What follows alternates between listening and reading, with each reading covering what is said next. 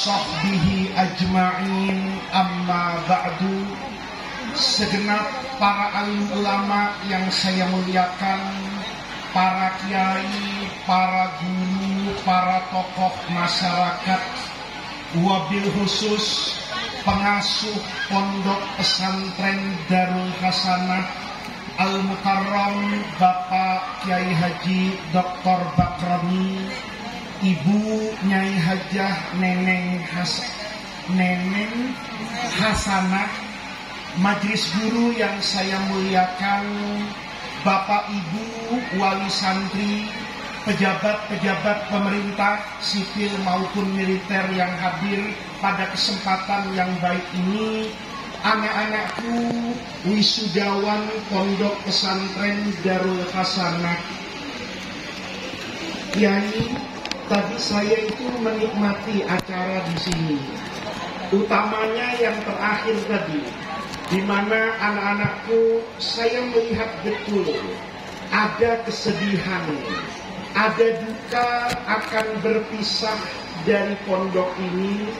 Memang setiap perpisahan itu pasti akan mendatangkan duka.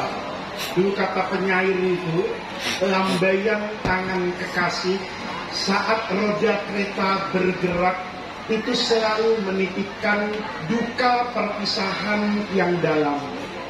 Tetapi di samping kesedihan karena berpisah, jujur saya setiap acara seperti ini, Kiai Bakrami, saya selalu berbahagia. Saya adalah orang yang lahir dari pesantren, belajar di pesantren, sampai hari ini bisa memberi makna dalam kehidupan ini karena jasa pesantren. Maka di tengah kesibukan saya seperti apapun, kalau yang ngundang pesantren, saya datang. Kalau tabligh akbar belum tentu. Kalau acara dengan Pak Menteri, acara dengan Pak Gubernur, itu belum tentu. Tapi kalau pesantren, itu saya menyempatkan untuk hadir. Kenapa demikian? Saya alhamdulillah 2 minggu belakangan ini itu tidak ada acara kecuali di pesantren. Hari Ahad kemarin saya ke pondok pesantren Tambak Beras di Jombang. Dzurriyyah Muassis Nahdlatul Ulama Allahumma ighfir lahu Kiai Wahab Asbullah. Saya kemarin hari Rabu itu ke pondok pesantren Sidogiri di Pasuruan, Jawa Timur. Sekarang ke pondok pesantren Darul Hasanah. Saya setiap melihat pesantren, melihat anak-anakku kayak tadi itu, bahasa Arabnya membanggakan, bahasa Inggrisnya cukup baik, keberaniannya teruji. 6 tahun di pesantren, Pak. Ini anak-anak mahal. Anak bapak ini, kalau di luar itu abiki, kalau di luar ini masih fase main game. Tapi sebentar lagi, Kiai, saya yakin ada yang jadi guru. Sesuai tradisi pesantren, ada yang diangkat jadi guru, ada yang diminta mengajar. Saya merasa mahalnya pesantren itu karena pesantren mendidik sisi dalam manusia. Kalau sisi lahir, bapak anaknya itu udah usah sekolah, cukup belikan handphone, kasih kuota yang banyak, ngaji sama Al-Mukarram Google. Ayo bapak-bapak atau ibu-ibu nih yang punya kemampuan public speaking, bisa ceramah sekarang, belajar aja sama Google.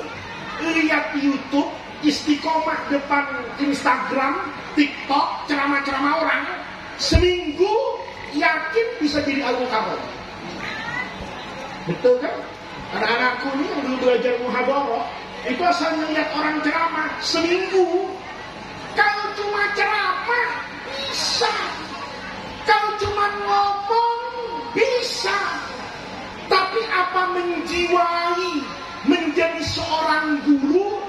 atau seorang kiai belum tentu. Sekarang Pak, zaman pendidikan nih di luar pesantren itu agak aneh. Ya, orang itu kehilangan keberkahan ilmu. Saya mohon maaf, ada ahli hukum kena hukuman. Itu tidak masuk akal itu. Kalau ada ahli hukum, hakim agung, kerjaannya menghukumi dan menghakimi, tahu-tahu kena hukuman, itu kan ilmu yang tidak barokah. Ada petugas keamanan misalnya, tugasnya itu mengamankan, sekarang diamankan. Lihat itu, ada orang ditugaskan oleh negara untuk memberikan rasa aman, dia berujung diamankan. Ada ahli hukum, gelarnya sangat hebat, tapi berujung kepada apa itu? Hukum. Ini hari ini mahalnya pesantren itu begitu. Kalau cuma ngomong, banyak orang pintar ngomong, tapi luarnya aja. Sekarang anak-anakku, banyak orang itu luarnya kiai, dalamnya taksi. Ya, kalau diundang orang pasang tarif. Ya, kalau acara kesini tarifnya sekian, kalau ceramahnya sekian jam tarifnya sekian. Itu orang yang jadi kiai itu cuma mulutnya. Yang jadi kiai itu apa? Casingnya. Tapi dalamannya itu orang cari duit. Maka saya kalau datang ke pesantren itu merasa seperti menyapa, melihat dan menyaksikan masa depan agama ini. Agama ini, Indonesia ini, baik buruknya itu bergantung sama pendidikan. Bapak lihat Indonesia Raya yang kita nyanyikan, itu kan mahal. Apa kata W.M. Supratman? Bangunlah jiwanya, bangunlah badannya. Sekarang banyak orang pendidikan di Indonesia itu cuma bangun badannya. Gedungnya bagus, fasilitasnya mewah, tapi isinya nggak sebagus bangunan lahiriah. Saya khawatir kalau seperti ini diterus-teruskan, negeri Indonesia yang berdasarkan Pancasila dan Undang-Undang Dasar 45 yang diperjuangkan dengan niatan luhur oleh para pendiri bangsa, nanti negeri kita berujung kayak bangunan rumah sakit. Bu, pernah ke rumah sakit? Pernah. Gedungnya bagus nggak? Bagus. Kamarnya bagus. Saya beberapa waktu yang lalu ada teman saya, Bu, sakit di Singapura, minta ditengok. Saya ke sana, Masya Allah, kamarnya bagusnya luar biasa. Semuanya mencerminkan dunia yang mengarah kepada digitalisasi. Hebat. Saya tanya sama teman saya itu, kamu semalam dirawat di sini, bayarnya berapa? 11 juta satu malam. Itu belum dengan obatnya, hanya tempat tidur, pelayanan kesehatan standar, itu 11 juta. Kamarnya bersih, dokternya bersih, dan jangan lupa susternya cantik. Ya, walaupun kiai tahu mana yang cantik, mana yang tidak cantik, itu tahu lah ya. Cantik-cantik. Tapi saya itu tidak pernah bercita-cita dan berkeinginan. Kapan ya saya tidur di kamar ini, tidak pernah mau. Kenapa? Bangunannya bagus, ranjangnya bagus, TV-nya bagus, kamar mandinya bagus, dokternya bagus, susternya cantik, isinya penyakit. Loh, kita ini kadang-kadang bangunannya bagus, tampangnya bagus. Coba, ada koruptor yang kurus kering itu ada? Nggak. Maling duit rakyat itu kadang-kadang berpendidikan, kadang-kadang orang yang mengerti betul tentang tujuan pemerintah, tapi berujung ke penjara. Nah sekarang, hari ini, kita belajar di pesantren ini, itu yang mahal, karena anak-anakku ditempa jiwanya. Ini anak-anak ini mahal. Dulu masuk pesantren, saya yakin semuanya nangis. Ya, semuanya nangis. Ngelihat tempat tidurnya, nangis. Lihat kamar mandinya, nangis. Makan pertama, pasti ngomongnya hasbunallah wa ni'mal wakil. Ini tempe apa triplek ya? Begitu kan? Nasinya boleh jadi ada yang kurang mateng. Masakannya kadang-kadang namanya berubah-ubah, tapi rasanya sama-sama nggak enak. Bener kan? Coba lihat, mandi antri, apa-apa dikerjakan sendiri. Kalau anak sekarang, di generasi sekarang, itu sering jadi generasi yang mati sebelum waktunya. Ngeliat makanan kayak begitu, mati gue. Lihat kamar mandinya kayak gitu, mati gue. Lihat sarana pendidikannya sederhana, mati gue. Untuk apa negeri ini punya generasi yang mati sebelum waktunya? Kita lihat anak santri, pinter-pinter. Saya dulu waktu undang-undang pesantren mau diketok di DPR, itu banyak anggota dewan itu konsultasi bikin FGD. Ada yang nanya, Pak Faiz, apa sih istimewanya pesantren? Saya tahu orang nggak suka sama pesantren, maka saya nggak usah jawab yang sulit-sulit. Hebatnya anak pesantren itu bisa goreng telur pakai setrikaan.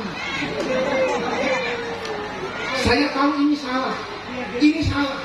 Tapi dulu waktu ke luar negeri, itu kalau teman kosnya anak pesantren, itu senang saya. Kenapa? Tidak ada yang tidak bisa.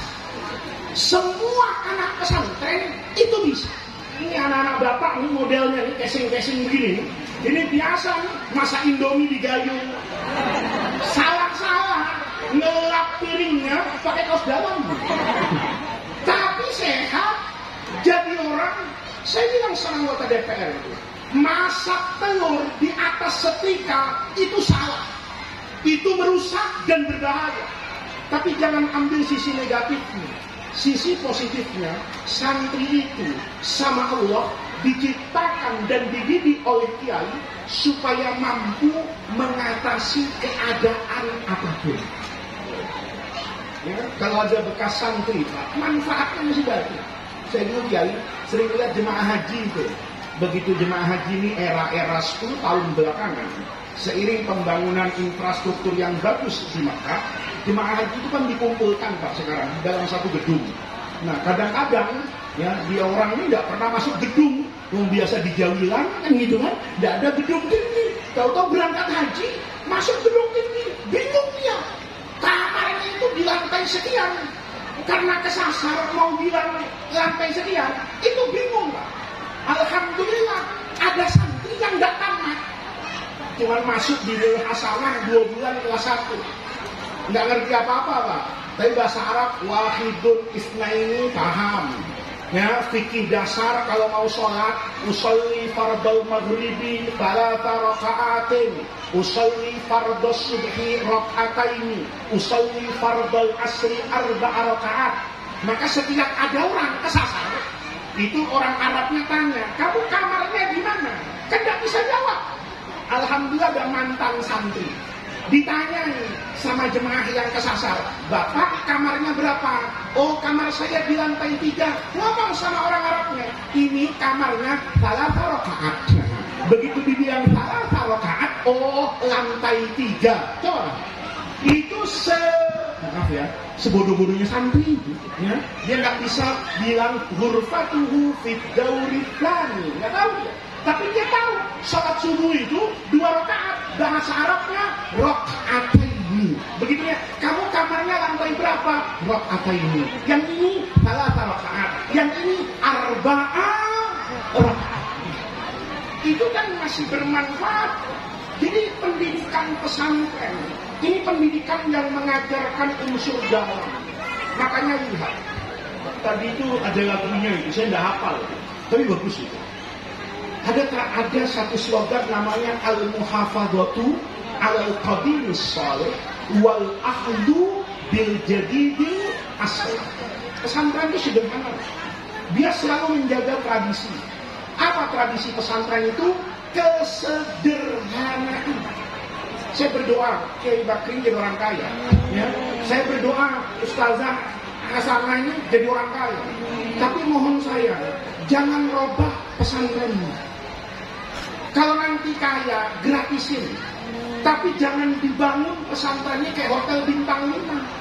Ya, terus nanti ya 20 tahun yang akan datang, saya datang ke pondok pesantren Darul Hasanah. Kamarnya dirubah, satu santri satu kamar. Ya, ada televisinya pakai AC, ya, ranjangnya bagus, pakai telepon. Mau makan apa saja tinggal apa ini, telepon. Sekolahnya digital, bahaya. Karena itu nanti akan menghilangkan jiwa dasar pesantren. Pesantren itu kamu ada anak-anak ini, diajak sederhana itu. Itu bukan tanpa tujuan kiai. Karena di sini kayaknya ketemu tempe itu istiqomah, ya. Ketemu tempe itu istiqomah kayaknya. Ini bagian dari al-muhafadzatu al-qadim. Sekalipun mungkin seminggu sekali ketemu daging, itu al-ahdu bil jadidil asl. Kamu biasa makan tempe, saya ajak makan sate kambing, senang nggak? Senang nggak?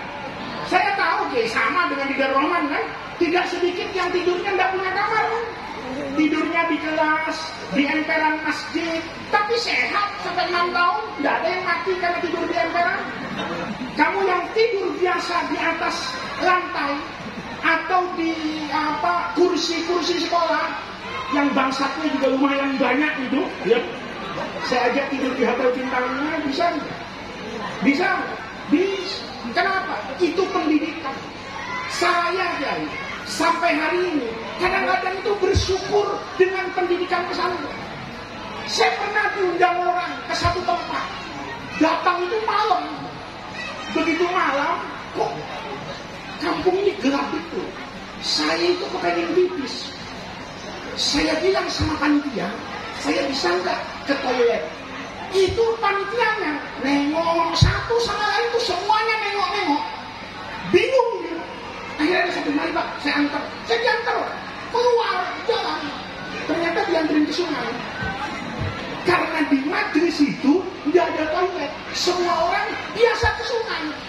Itu panitianya ngomong, maaf ya Pak, maaf gitu. Di tempat pengajian itu tidak ada toilet, adanya sungai. Mudah-mudahan Bapak tidak apa-apa. Saya jawab, oh enggak apa-apa. Saya biasa kok ke sungai. Cuma nggak saya ngomong aja, biasa saya ke sungai, tapi 30 tahun yang lalu. Kalau sekarang nggak biasa. Tapi pengalaman untuk melakukan itu di sungai itu mendatangkan manfaat. Betapa pendidikan dasar dulu di pesantren itu mengajarkan kita untuk bisa hidup di luar standar. Anakku, saya pernah diundang seorang non muslim di luar negeri, di Beijing. Begitu di hotel, saya tuh khawatir makanannya itu kalaupun halal mungkin bercampur dengan sesuatu yang najis.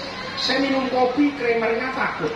Saya makan kopi, kalau dikasih gula, saya takut proses rafinasi pemutihannya gula itu pakai arang-arang yang hewani. Kalau nanti hewannya babi dalam memutihkan gula, itu nanti gula yang saya minum itu mutan najis. Akhirnya saya kembali ke masa lalu.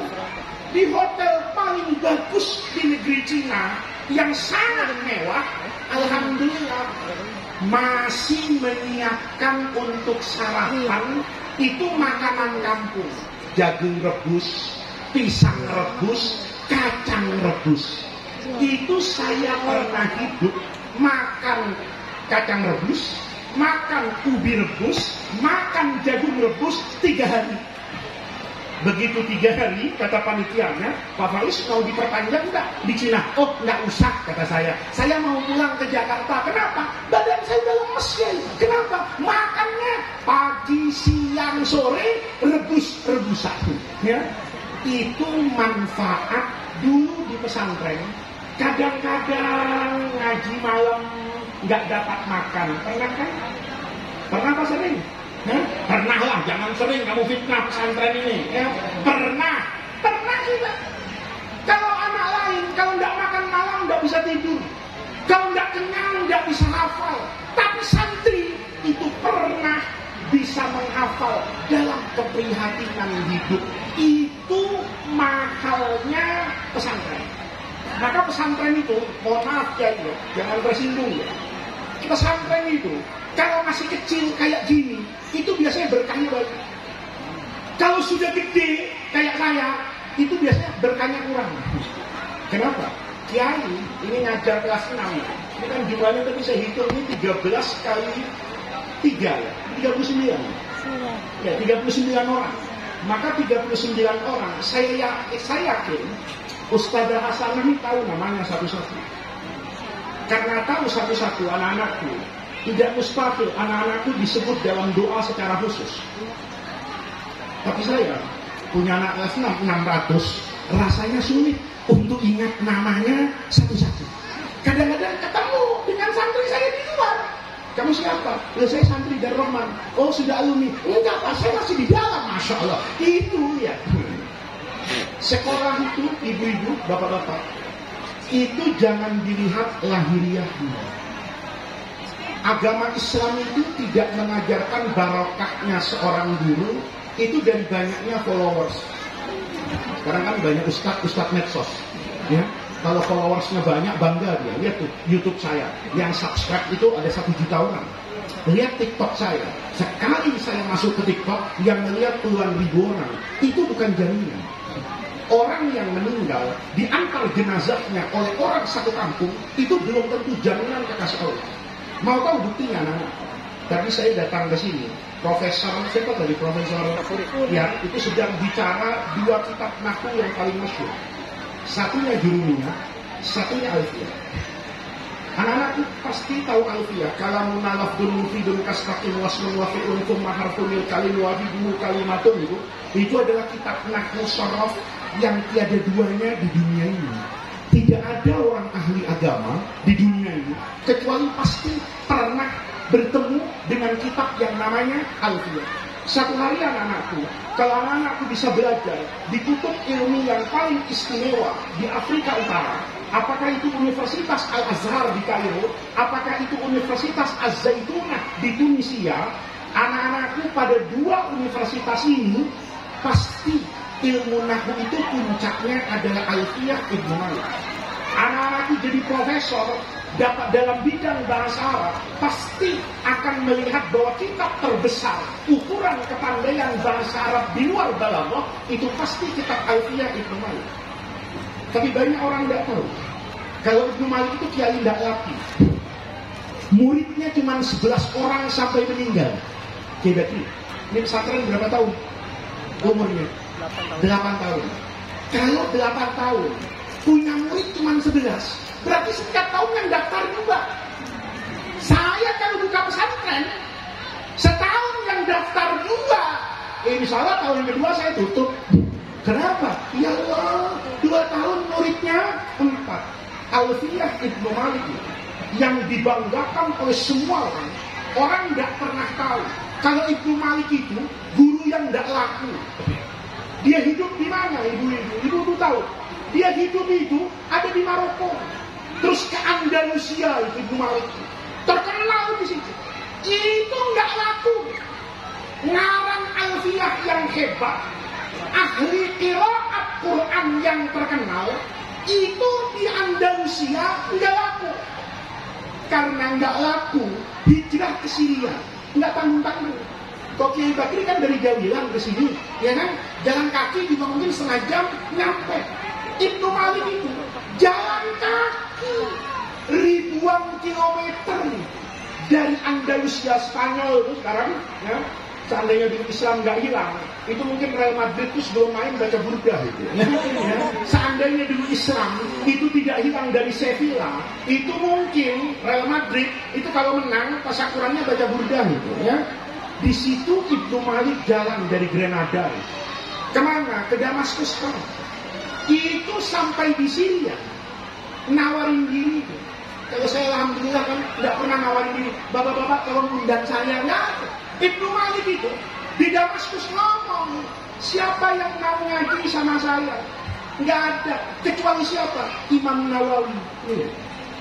Imam Nawawi yang ngarang kitab Riyadhus Shalihin itu menjadi imam bukan saja ahli hadis dan ahli fikih, tetapi juga ahli dalam bahasa Arab.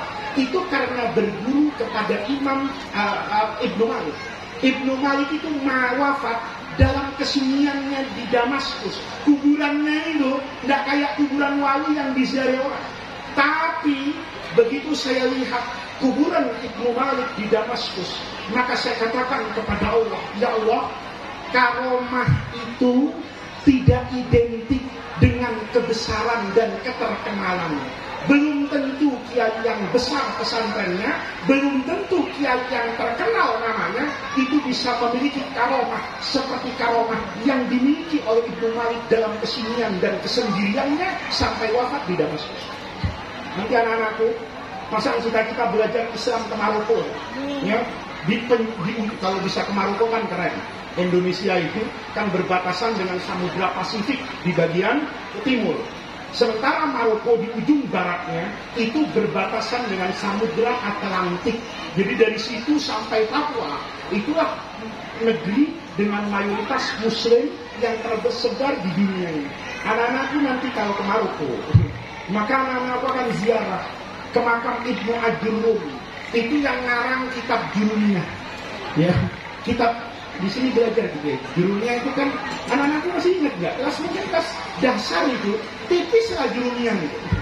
Tahu nggak?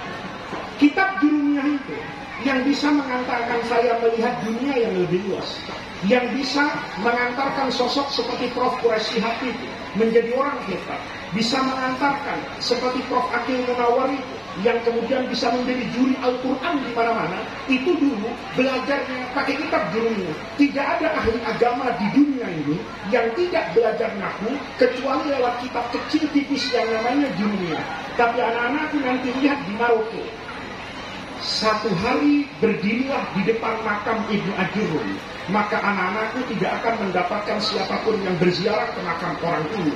Orang ini hidup dalam kesunyiannya, tetapi saya tidak pernah menyaksikan bahwa inilah sahibul fadilah wal karamah. Kuburannya tidak dikenal orang, namanya mungkin dilupakan, manakibnya tidak lagi dibaca, tapi ilmunya bermanfaat dari seantero Maroko di sana sampai ujung Indonesia.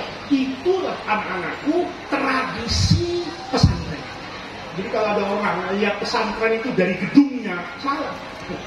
Saya kalau ada wali santri itu datang, Pak, anak kamar saya kayak apa? Kamar saya, anak saya, kamarnya kayak apa?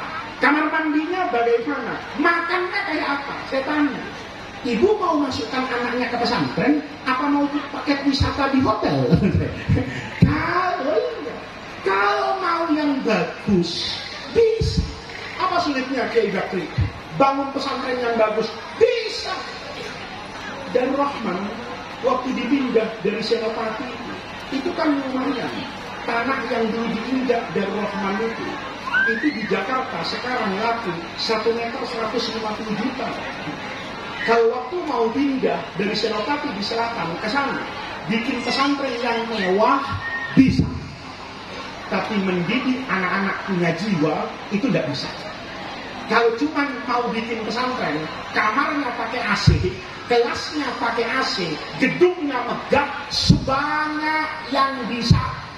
Tapi mendidik anak-anak seperti ini untuk mengerti akhlak dan berjiwa, hadis, Quran itu bergema di dalam hatinya, itu butuh sistem pendidikan yang sederhana seperti pondok-pondok pesantren. Maka Bapak Ibu sekalian bersyukur, ya, bersyukur anak-anaknya bisa masuk pesantren, mendapatkan pendidikan yang layak, punya masa depan. Maka saya pesan nih Kiai, ya, bagian akhir dari sambutan saya ini, anak-anakku yang tamat dari Darul Hasanah ini harus punya cita-cita yang tinggi. Tidak boleh saya pesantrennya di kampung Pak, masa nanti saya bisa jadi orang hebat. Kamu tahu nggak, Imam Syafi'i itu waktu lahir yatim di Gaza, di West Bank itu, tepi barat itu, Itu ibunya bilang sama Imam Syafi'i, komunikasi lahir, komunikasi batin antara seorang ibu dengan bayi yang masih kecil, tapi ibunya memiliki visi ke depan. Kata ibunya Imam Syafi'i, nak, kamu lahir Allah takdirkan yatim dan miskin. Bukan saja yatim dan miskin, tapi lahir di tanah perantauan, bukan kampung kita sendiri. Apa kata ibunya? Nak, besok yang sabar ya, jangan nangis. Besok kamu mau saya gendong, jalan kaki dari West Bank, kita pulang ke Mekah. Itu lebih dari 1000 kilometer. Nggak ada rest area. Saya kalau pulang dari sini nanti capek, ya berhenti di rest area. Minum kopi gampang, Imam Syafi'i digendong. Itu kata ibunya, nak, yang sabar. Di sini nggak ada ulama. Gudangnya ulama itu di mana? Di Mekah. Yang sabar, pulang ke Mekah, nanti kamu bisa jadi santri yang hebat. Tanpa ibunya pernah tahu bahwa semua orang hebat yang ada di Mekah kelak di kemudian hari akan tunduk kepada anaknya yang ibunya ketika melahirkan bahkan tidak membayangkan anaknya sekedar jadi guru di musola. Imam Ahmad bin Hanbal itu tahu, setiap subuh itu sama ibunya dibawa ke masjid-masjid di Baghdad. Doa ibunya sekedar, ya Allah, mudah-mudahan nanti anak saya besar diterima jadi muridnya dia. Tanpa ibunya pernah tahu bahwa nanti setelah anak ini besar, maka anak ini akan menjadi orang hebat dan menjadi guru dari semua guru yang dia lihat ketika anak itu masih kecil. Jadi anak-anak itu di Darul Hasanah ini punya cita-cita yang tinggi dia. Dorong, ya kan ngaji kok. Saya tadi Kiai, mohon maaf ya. Saya tadi ketika acara itu melihat handphone. Itu bukan melihat apa-apa. Saya sedang baca webnya Darul Hasanah.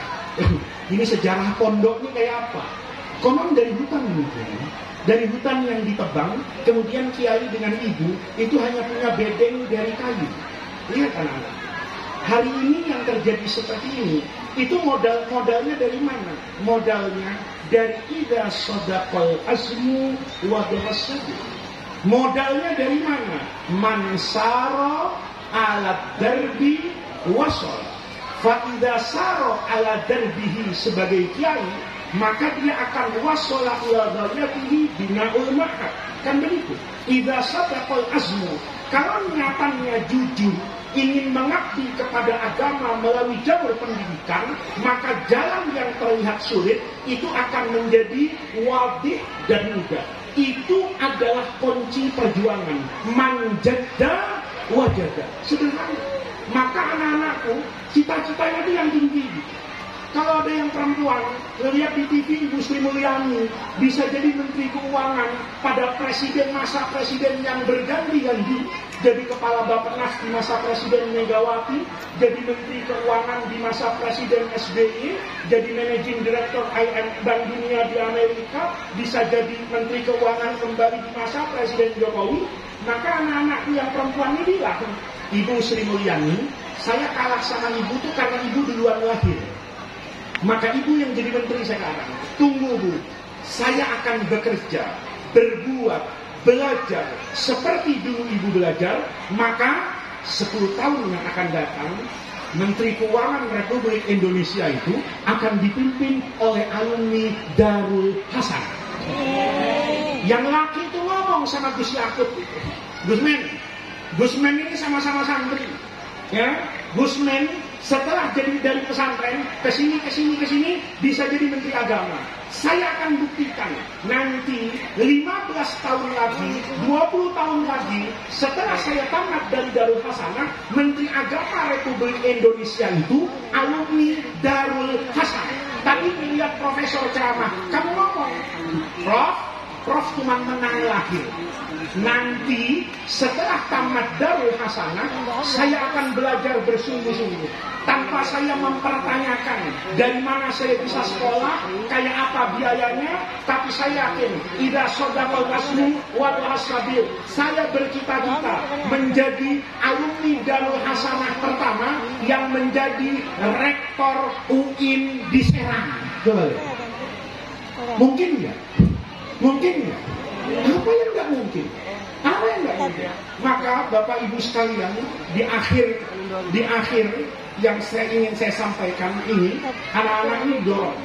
Karena nanti anak-anakku, kamu akan berhadapan dengan tantangan hidup yang berbeda dengan tantangan hidup kita sekarang.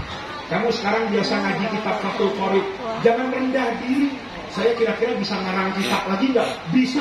Karena ada masalah yang mungkin itu di Fathul Qorib nggak ada. Nanti kamu dapat tantangan, kamu butuh jawaban. Saya pernah ditanya fikih sholat yang nggak kebayang ya. Kita ini sholat 5 waktu kan sehari cuma 5, seminggu 7 hari. Berarti kalau nanti di akhirat malaikat mau cek list sholat dalam seminggu, kuota sholat yang harus saya penuhi itu adalah 7 kali 5 keluar angka 35 sholat. Di antara 35 ini satu sholat namanya sholat Jumat. Jadi sholat 5 waktunya 34 plus sholat Jumat sekali.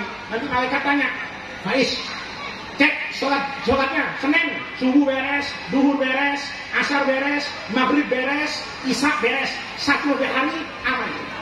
Tapi nanti kamu boleh jadi di akhirat kamu akan mendapatkan orang yang sholatnya tuh melebihi dari kuota. Apa hukumnya Jumat orang yang bertemu dengan hari Jumat 2 kali?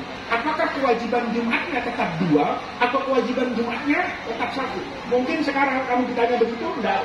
Dia pertanyaan apa itu? Orang mimpi. Satu hari mudah-mudahan anak Darul Hasan ini bisa ke Amerika. Ya, diundang sebagai santri teladan, terbang dari Jakarta ke Jepang. Ya, dari Jepang baru ke Amerika. Dari Jakarta ke Jepang, anak-anakku berangkat hari Kamis. Maka sampai di Jepang itu hari Jumat. Jumat itu belum Jumatan. Begitu sampai di Bandara Narita, maka dikasih tahu ini hari Jumat, Jumatan ya. Idza sha'idal khatibu 'alal mimbar, Jumatan selesai. Selesai sholat Jumat, terbang ke Amerika. Itu nanti sampai di California Jumat pagi. Masuk ke hotel, tidur kiainya sebelum ceramah. Panitia nanti nanya, Pak Kiai, nanti Jumatan Pak Kiai mau di dekat hotel ini atau ke Konsulat Jenderal Republik Indonesia, apa mau cari masjidnya orang bule? Maka Kiainya kan jawab, saya sudah Jumatan. Loh, gimana Kiai Jumatan? Mau Jumatan masih nanti. Saya sudah Jumatan di Jepang, iya kan? Apakah orang yang sudah Jumatan di Jepang karena bertemu dengan hari Jumat lagi di Amerika, dia wajib untuk sholat Jumat? Kalau dia wajib untuk sholat Jumat, nanti catatan di akhiratnya suruh terus. Pahalanya lebih. Orang-orang sholat 35 kali, kita sholat 36 kali. Kata malaikat, kok bisa? Ya nggak tahu malaikat, itu kenyataan satu. Nanti ada orang yang kehilangan sholat itu hampir 3 waktu. Tapi bukan karena orangnya, nggak tahu kenapa. Dibalik, terbang dari Amerikanya itu Kamis, sampai di Jakarta Sabtu pagi. Tanya Jumatnya kemana? Dikantongin malaikat Jibril gitu. Bukan saya nggak sholat, harinya jadi singkat. Saya kehilangan 1 hari dalam hidup ini. Kenapa? Karena boleh jadi perputaran zaman yang membuat manusia mampu membuat alat transportasi yang tidak terbayangkan. Ini kenyataan. Ya, jadi nanti anak-anakku itu akan berhadapan dengan zaman yang berbeda. Saya dulu kayak tadi, kalau ada kiai nggak Jumatan itu disebut wali. Ya, bapak-bapak yang mungkin sudah seusia saya, itu kalau kita ada kiai Jumatan nggak pernah keluar, pasti kata muridnya, ini kiai Jumatannya di Mekah. Generasi kita samikna wa atokna, tapi generasi iPhone sama Samsung samikna wa begini. Kalau Jumatan di sini azan duhur, kiai dikatakan di Mekah, kan pasti bohong. Kenapa? Karena di Mekah masih jam 8. Buktinya apa? Kalau ada saudaranya umrah, coba aja telepon. Di sini setengah 12, coba telepon. Lu udah mau Jumatan belum? Pasti jawabannya, belum lah, masih tidur khotibnya. Kenapa? Di sini masih jam 7. Orang yang ngaku wali jam 12 itu Jumatan di Mekah, itu tidak lagi menerima kebenaran secara fikih, tidak lagi menerima kebenaran secara syariat, karena berkembangnya teknologi. Maka pesan saya anak-anakku, di waktu yang terbatas ini, sekolah yang serius, ibu bangga anaknya sudah tamat dari pesantren. Kalau ibu ingin berjuang untuk Rasulullah, untuk agama, maka taruh anaknya di pesantren dan jangan banyak protes soal bayaran. Ini kadang-kadang aneh ya. Saya baca itu di Jakarta, mudah-mudahan di Jawa enggak. Di Jakarta atau di tiang listrik, kalau musim libur, itu aneh pengumuman. Kan libur panjang nih, maka anak-anak mau ngambil pelajaran namanya ekstrakurikuler. Ditulis, yang mau belajar bahasa Inggris per jam 200.000.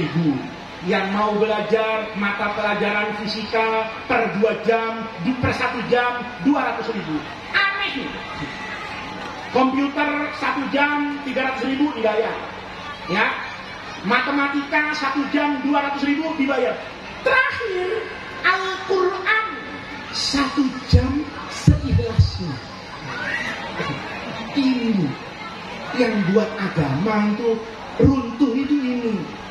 Kalau ke mall bisa bawa uang, kalau anaknya sekolah di luar bayaran, giliran pesantren minta bayaran mahal. Ini kan untuk agama. Ya justru untuk agama ibu harus berani berjuang dengan hartanya. Maka saya berpesan betul, kalau ingin mendapatkan keberkahan hidup, kalau ingin mendapatkan ketenangan hidup, anak-anaknya dididik mengerti tentang agama, dididik di alam pondok pesantren, nanti selesai dari pesantren, punya bekalan yang kuat 6 tahun di sini, mudah-mudahan bisa melanjutkan ke jenjang yang lebih tinggi, menjadi kader-kader harapan bangsa. Mudah-mudahan nanti kita semua yang menjaga ajaran Rasulullah, yang menumbuh kembangkan ajaran Islam, itu membanggakan Rasul kelak pada hari kiamat. Kita bersatukan, diajak oleh Rasulullah bersama-sama untuk menggapai ridho Allah di dalam Firdaus Al-A'la. Mudah-mudahan Allah jadikan pondok pesantren ini sebagai manaratan min manaratil ilmi. Allah jadikan pondok pesantren ini menjadi maqalan min ma'akilil bayan wal iman. Mudah-mudahan Allah menjaga pondok pesantren ini, menjaga pimpinan pondok pesantren, keluarga beliau, majelis guru, para santri, para orang tua, para muhibbin, orang-orang yang mendukung keberadaan dan eksistensi pondok pesantren ini. Mudah-mudahan semuanya dijaga dan dibersamai oleh Allah Subhanahu wa Ta'ala, dituntun mendapatkan ridho dan rahmat Allah Subhanahu wa Ta'ala. Ini yang bisa saya sampaikan pada kesempatan yang baik ini. Terima kasih atas undangannya, mohon maaf atas segala kekurangannya. Rabbana atina min ladunka rahmah wa hayyi lana min amrina rasyada. Allahumma la tahrimna khaira ma indaka li syarri ma indana. Kurang lebihnya saya mohon maaf. Wallahul muwaffiq ila aqwamit thoriq. Wassalamualaikum warahmatullahi wabarakatuh.